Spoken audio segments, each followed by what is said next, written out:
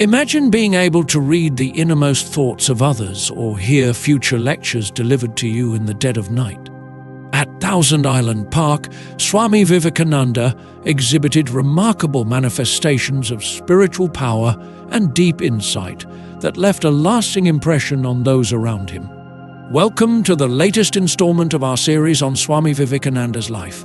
In this episode, we explore the extraordinary events at Thousand Island Park, where the Swami's spiritual powers and deep wisdom were on full display.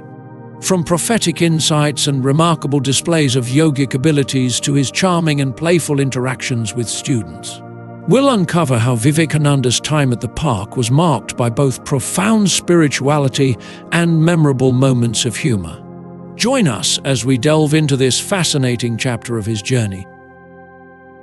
At Dakshineshwar, though Sri Ramakrishna had offered young Narain various supernatural powers of yoga as a help for his future work, the disciple had refused to accept them as being possible impediments to spiritual progress. But later, these powers began to manifest themselves as the natural fruit of his spiritual realizations. Thus one sees him at Thousand Island Park reading the inmost soul of his followers before giving them initiation and foretelling their future careers. He prophesied for Sister Christine extensive travels in Oriental countries and work in India. He explained that his method of foresight was simple, at least in the telling. He first thought of space, vast, blue, and extending everywhere. As he meditated on that space intently, pictures appeared, and he then gave interpretations of them which would indicate the future life of the person concerned. Even before his arrival at Thousand Island Park, the Swami had had other manifestations of such yoga powers. For instance, while busy with his lecture tour, sometimes giving 12 or 14 speeches a week, he would feel great physical and mental strain and often wonder what he would speak of the next day. Then he would hear at dead of night a voice shouting at him the very thoughts he was to present. Sometimes it would come from a long distance and then draw nearer and nearer, or again, it would be like someone delivering a lecture beside him as he lay listening in bed. At other times, two voices would argue before him, discussing at great length ideas, some of which he had never before consciously heard or thought of, which he would find himself repeating the following day from the pulpit or the platform. Sometimes people sleeping in the adjoining rooms would ask him in the morning, "Swami, with whom were you talking last night? We heard you talking loudly and enthusiastically, and we were wondering." The Swami often explained these manifestations as the powers and potentialities of the soul, generally called inspiration. He denied that they were miracles.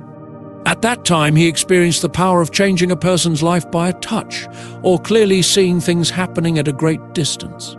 But he seldom used these and the other powers he had acquired through yoga. One day, much later, Swami Turiyananda entered Swami Vivekananda's room while the Swami was lying on his bed and beheld, in place of his physical body, a mass of radiance. It is no wonder that today in America, half a century later, one meets men and women who saw or heard Swami Vivekananda perhaps once and still remember him vividly. But it must not be thought that the Swami did not show his lighter mood at Thousand Island Park. He unfailingly discovered the little idiosyncrasies of the students and raised gales of laughter at the dinner table, with some quip or jest, but never in sarcasm or malice. Dr. Wright of Cambridge, a very cultured man, was one of the inmates of the Dutcher cottage. He became so absorbed in the class talks that at the end of every discourse, the tense professor would invariably ask the teacher, "Well, Swami, it all amounts to this in the end, doesn't it? I am Brahman, I am the Absolute." The Swami would smile indulgently and answer gently, "Yes, Docky, you are Brahman. You are the Absolute in the real essence of your being." Later, when the learned doctor came to the table a trifle late, the Swami, with the utmost gravity but with a merry twinkle in his eyes, would say, "Here comes Brahman," or "Here is the Absolute." Sometimes he would say, "Now I am going to cook for you, brethren." The food he cooked would be delicious, but too hot for Western tastes. The students, however, made up their minds to eat it even if it strangled them. After the meal was cooked, the Swami would stand in the door with a white napkin draped over his arm, in the fashion of the waiters in a dining car, and intone in perfect imitation their call for dinner, "Last call for the dining car." Dinner served, and the students would rock with laughter. One day he was telling the disciples the story of Sita and of the pure womanhood of India. The question flashed in the mind of one of the women as to how some of the beautiful society queens would appear to him, especially those versed in the art of allurement. Even before the thought was expressed, the Swami said gravely, "If the most beautiful woman in the world were to look at me in an immodest or unwomanly way, she would immediately turn into a hideous green frog." And one does not, of course, admire frogs. At last, the day of the Swami's departure from Thousand Island Park arrived. It was Wednesday, August 7th, 1895. In the morning, he, Mrs. Funke, and Sister Christine went for a walk. They strolled about half a mile up the hill, where all was forest and solitude, and sat under a low branch tree. The Swami suddenly said to them, "Now we shall meditate. We shall be like Buddha under the bo tree." He became still as a bronze statue. A thunderstorm came up and it poured, but the Swami did not notice anything.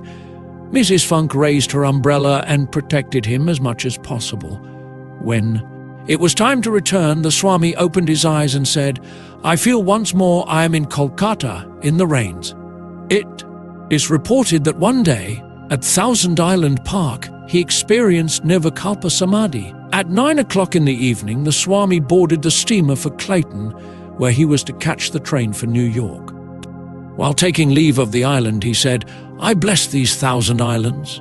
As the steamer moved away, he boyishly and joyously waved his hat to the disciples still standing at the pier. Some of his devotees thought that the Swami had planned at Thousand Island Park to start an organization. But they were mistaken. He wrote to a disciple, "We have no organization nor want to build any. Each one is quite independent to teach, quite free to teach whatever he or she likes. If you have the spirit within, you will never fail to attract others. Individuality is my motto. I have no ambition beyond training individuals. I know very little. That little I teach without reserve. Where I am ignorant, I confess it. I am a sannyasin.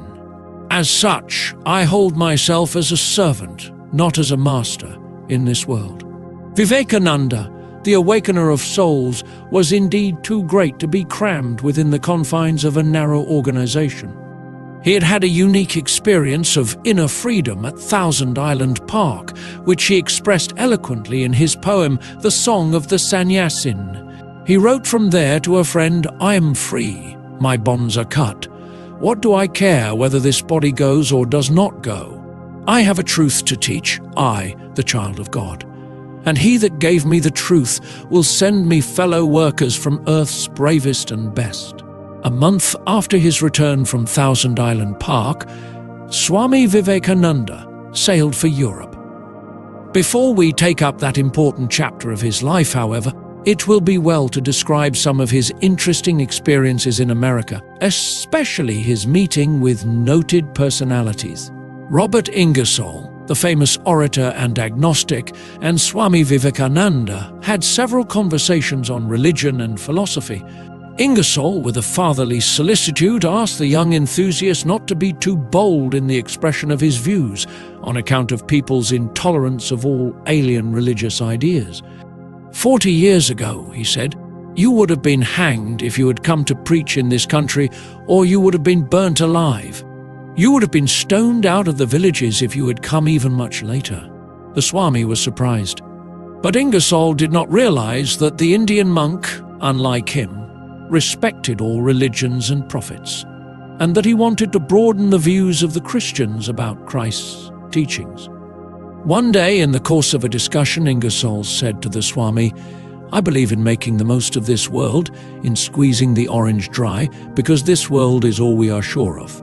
He would have nothing to do with God, soul, or hereafter, which he considered as meaningless jargon.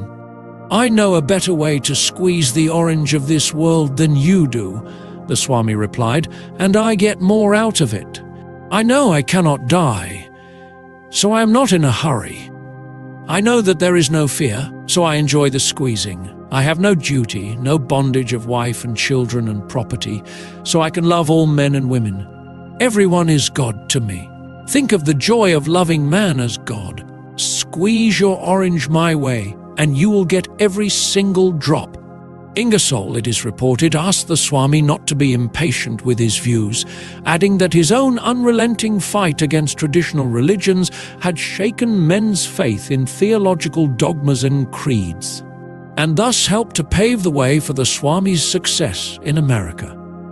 In our next episode, we shift our focus to the Swami Vivekananda's influential meetings with prominent figures of his time, including scientists and artists. We'll explore how his profound insights and personal wisdom left a lasting impression on personalities like Nikola Tesla and Madame Emma Carve. Stay tuned as we uncover these fascinating encounters and their impact on Vivekananda's legacy. Thank you for listening till the end. Please subscribe, turn on the notifications, like, comment, and share with your friends. This will help more listeners to discover our channel and content.